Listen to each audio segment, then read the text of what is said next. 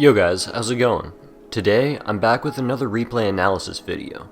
The last one didn't get a lot of views, but it got a lot of positive feedback. So today I'm going to edit it down a lot so we have a less daunting amount of time on the video. This is a gold player, and we're going to be reviewing a 2v2 game. I hope you find this helpful, and enjoy the video.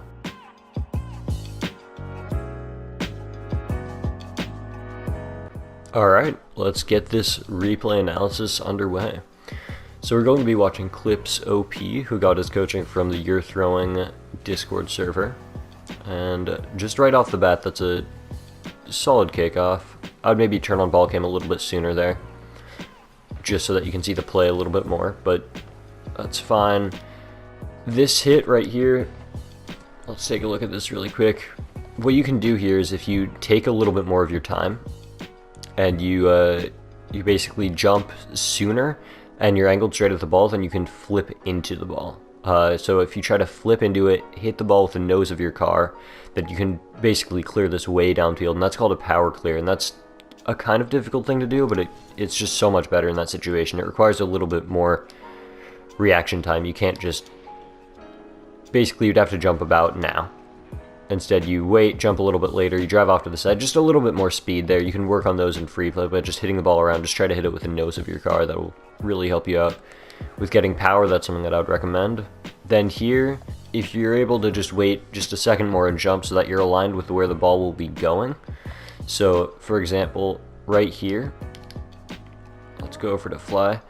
You are angled this way when you jump, which would be good if you jumped earlier and you were hitting the ball and reading it and hitting it in the air here, but instead the ball is actually going to end up somewhere over here when you're actually jumping, or by the time that you've actually hit the ball. So what you have to do is you have to just line yourself up a little bit more so that you're going this way, so that you can actually hit the ball in the air there, and you can just wait another second, but you made it really awkward because now you're spending a lot of your boost to change directions instead of just going straight in one direction. So just trying to line yourself up a little bit better, just take that extra second. These guys, they're not challenging the ball right away. Bloody Boo is going to hit this ball, but he's not, you have plenty of time. He's not jumping up for it at all. If you just take that extra second, you go up now, you try to hit the ball right here, he's still not going to be beating you there. But instead you just end up boosting the wrong way, you miss it because it's a difficult touch, and you just made everything more difficult for yourself there. So there, don't be afraid to drive up the wall here, because if you're, it can be a little bit difficult to get yourself to do, but if you look at this play, the ball is rolling up here. You can literally just drive straight up this wall. You don't even have to jump, you can just drive up the wall and you'll clear the ball really far. That's something that you should maybe work on a little bit. Again, free play is always good. Just practice these situations in game as well. Just driving straight up there, making the decision early, and just trying to drive and hit that ball out is considerably better than just letting it bounce, because if this guy was a little bit faster, then he could just dunk you right away. Instead, he's a little bit confused at what's just happened. He doesn't really read the play very well, and he thinks that maybe you're going to hit this a little bit sooner. I'm not sure what he's doing. He just completely misses it, but that should be a goal for them, and it's all caused pretty unnecessarily because you could just drive straight up and clear this pretty easily. You never really want it to go directly across your net. Then double jumping there, you could just try to backflip and stop his shot. But, yeah, not a huge issue. So going for that is so unnecessary. I say this all the time, but going for this is fine, but you've hit the ball. Basically, I'll go over your issue why this didn't work first.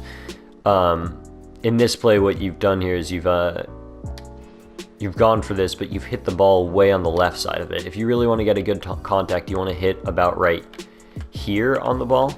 You want to hit like this part of it so that it goes way out and you're behind it, but by hitting it on the left side and then saving your jump a little bit late. This jump would be perfect if you hit the ball on the right side, but you hit it on the left side, so you need to jump right away to keep yourself with the ball. You don't do that, you go flying out here. In this situation, you are not going to make anything happen at all. You know this. You're so far away from the ball. There's no way that you're going to be able to actually do anything very useful here. with the limited amount of boost that you have. You're only going up for this with, like, what? You go up for this with 20 boost anyway, so this isn't a good idea at all to even be trying to do anything here. You should just try to go for a clear downfield. But once you've gotten to this position, you should boost down instead of boosting up, because you're just taking yourself out of the play even more. Once you realize that you can't hit that, just go straight, angle yourself straight down and just boost to the ground, because you just want to recover as fast as you possibly can. That's definitely the best option in this case. Turning off ball cam for this long is not a very good idea. I get that you're looking for the boost, but if you, like, looking at this from your perspective, right now, there's so many things that could be happening. I could have just gotten a shot on target and I could be trying to score. By now, I could have gotten completely dunked and it could actually be heading towards your net. They could have possession, I could have possession. I genuinely don't know what's going on here.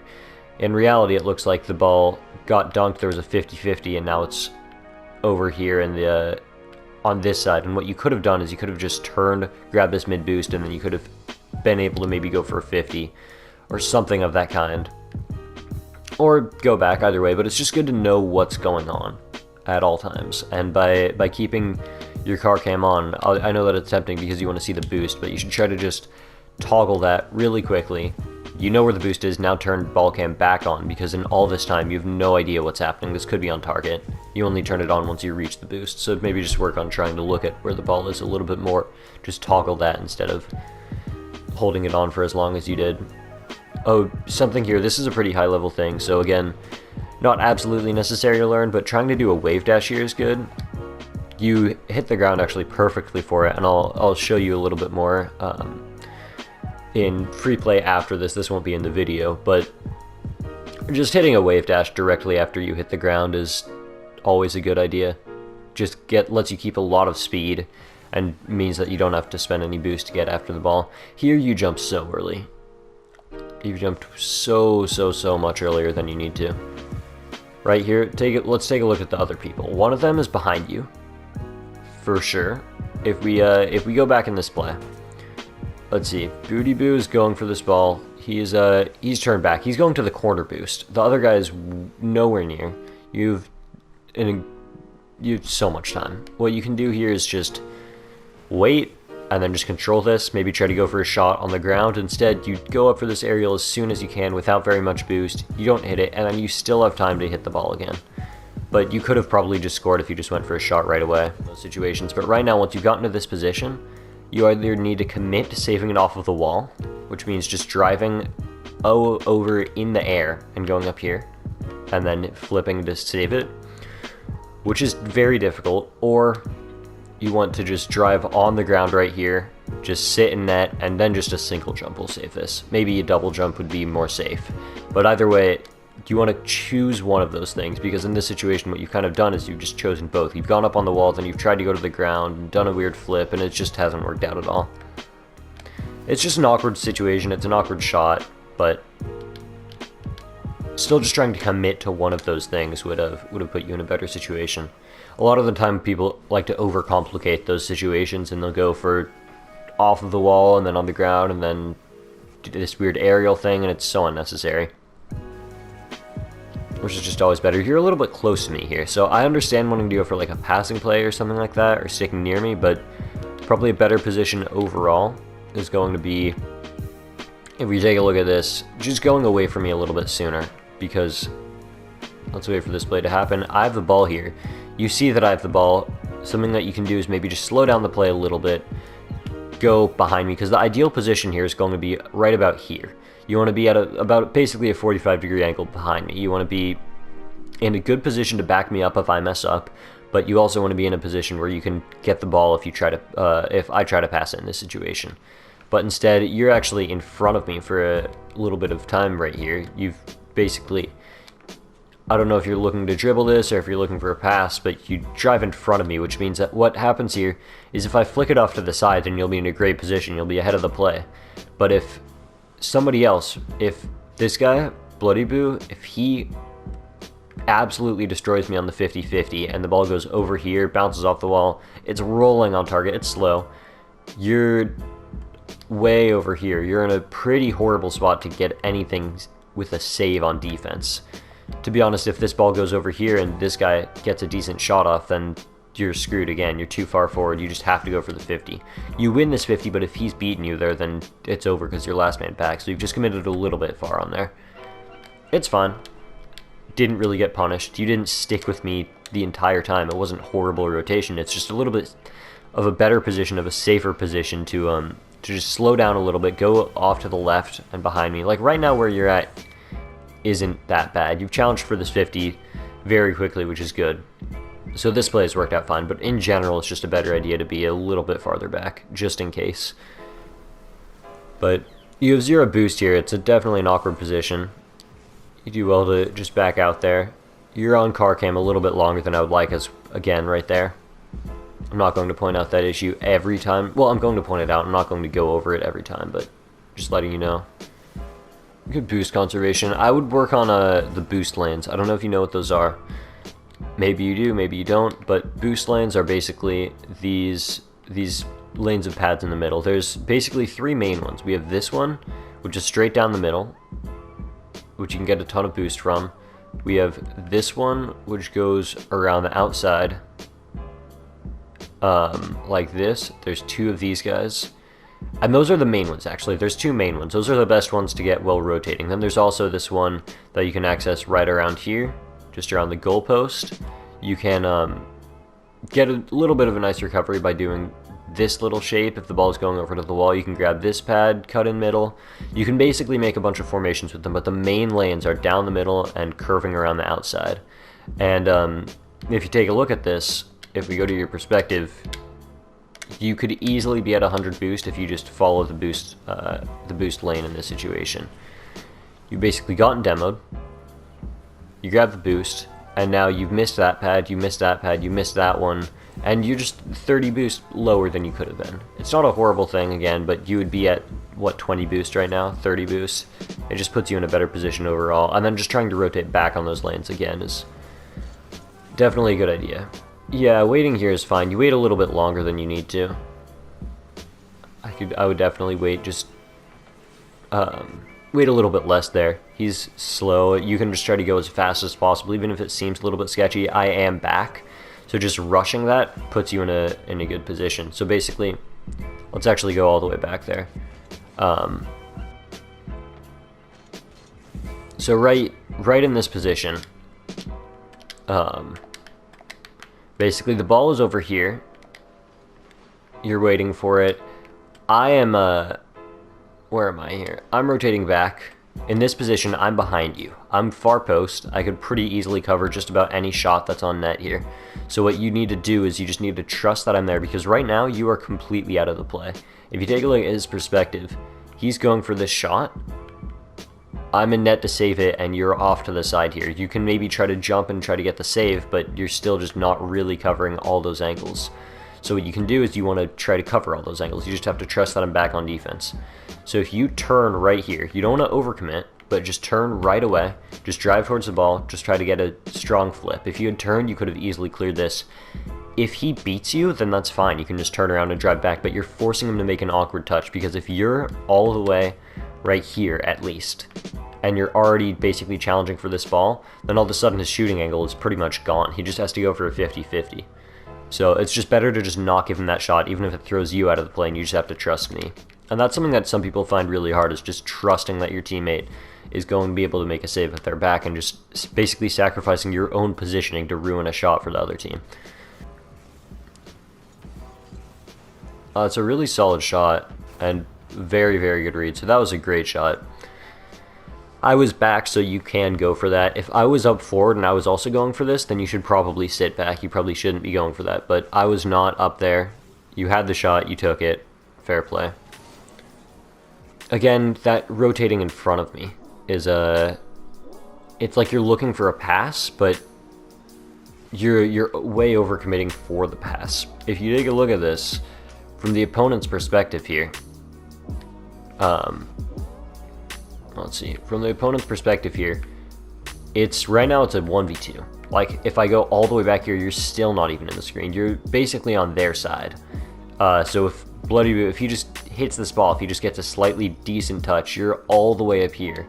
you would need to go grab boost, try to scramble back, but they'd have a completely open net. It's basically a 2v1 if I don't manage to handle the situation properly. Because you're basically, what you always want to do is you never want to be in no man's land. You will always want to cover the maximum area guarding your goal and posing throughout in the opponent's goal. And right now, all that you're doing is, yeah, you're covering basically everything that you could reach is over here, which is not where the ball is, that's not where the opponents are, that's not where either goal is either. So that's no man's land, you don't really want to be there. Even if it could set you up for a cool pass, you're completely relying on me to get this pass over to you, when I might not actually want to do that. Over on my end, you actually got kind of lucky because I was able to, that guy just missed, I was able to fake out the second guy, take it past him, and then I go for a bit of a solo play here, get the goal, and it wasn't punished. But overcommitting that much could have been you could have been punished quite a bit for that, and you always want to be ready for the worst possible scenario. Always expect me to fail. That might sound kind of sad, but if you always expect me to fail, then it puts you in a better position, because then you realize, well, okay, if he messes up, then this is a goal, because I'm way over on their side. I can't really do anything here. That was a lot better with your grabbing the boost. That was much better. You were aware of the play quite a bit, so just try to do that a little bit more. I get a small touch. That's just a little bit of a decision-making error. The best way to improve on decision-making is to just play the game a lot. But in this case, the reason why you shouldn't go for this is because I've overcommitted. I'm not in the play. Basically, if they just get a touch, once you've committed to this, they're beating you to the ball. If they just get a single touch, then it's past you. You're last man back, so you need to play this very safe. If they get this touch, which they do, then it puts me in an awkward position because I most likely don't have very much boost. I make a good hit off the crossbar, so it's fine, but as last man back, you should just be playing that a little bit safer, because just overcommitting into that position where I'm out of the play and both of them are beating you to the ball is just basically put them on the attack with you having to recover now. Instead of just doing a simple fake and just shadowing, which is what you probably should have done there, gotten ready for their touch. Going for that on the wall there, a little bit sketchy. You pull it off. I would just, in this situation, basically, the ball is heading this way. It's in a decent position. I would just avoid hitting this across your goal. There's literally no need for this at all. You've basically counted on your mechanical ability to get this clear across, which is a little bit sketchy. You could just slow down, pause, turn around, and hit this back the other way. And that's just so much safer. You could just put it directly into a dangerous position for them. If you have zero boost there, you're not really going to be doing anything too dangerous in that situation. And again, I'm not really sure what that rotation is. And then you don't have ball cam on. So overall, this play just wasn't great. I think that you might have just accidentally not double tapped your jump button. You didn't get a flip, you just did a single jump. And then you have car cam on this entire time. And before you know it, the ball is in our net because you haven't realized where the play is. Just a little bit more speed is better there. Obviously not making that mistake. Not holding jump off the wall, you should just lightly tap it so that you recover very quickly. Very solid kickoff again. That was maybe a fraction of a second longer holding ball cam, but again, that's better than earlier for sure. You've jumped earlier than you need to for this.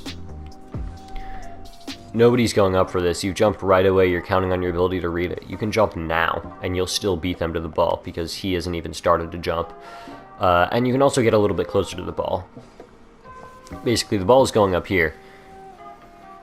You jump right now. Also, you single jump, which just means that you have to use a lot more boost. What I would do is I would wait, I would jump like right about now, and I would double jump so that you go faster than him. You go faster than the background noise, you go faster than your opponent to this ball. Then you'll be beating him every time, even if you don't get it on target, it's just putting you in a better position. I take it down the field, and now that's a very awkward position for rotation for you. What you always want to do is you always want to rotate back post. Right now you're near post, which means that just about anything could beat you.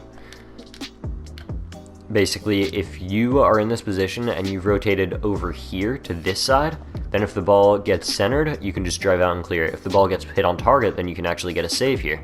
But instead, I've hit this. What I would do here is I would go around, grab this pad, maybe grab this pad depending on if you have the time, and then go back post. Instead you grab this pad and then you turn, instead of grabbing this pad and turning over here. Because basically going near post there means that now the ball is just over you. You've basically taken yourself into a whole new no man's land thing. You don't have enough boost to jump for this, you're in an awkward position, and now the ball is going across. It doesn't turn out to be punishing, but just that's an important thing to always remember, is to rotate back post. Let's switch back to your perspective for this play. You just missed the hit on the wall, that's unfortunate. Just misread it, make it a little bit awkward for yourself. Again here, taking it across the center is dangerous. Grab the boost, missed it on the wall, jump off and put yourself in a bit of an awkward position, and then it's a goal. So I've made that very awkward. It's not very good on my part either, but it's just maybe a little bit of panic here, trying to go for that wall hit, trying to jump off the wall and like pre-jump their hit. It's just unfortunate that this their build-up led to that play, but that is that's just about it. So I'm going to be editing this down quite a bit for the video. Clips, I'm going to be sending you this full footage, and this is the second replay analysis. So thank you guys so much for watching. I'm about to go into free play and show him a few more things, but this is basically me just needing an upload for Friday, having some time, and finally getting this second replay analysis on the channel, and the replay analysis for clips. So thank you so much for watching. Have a great rest of your day. Peace.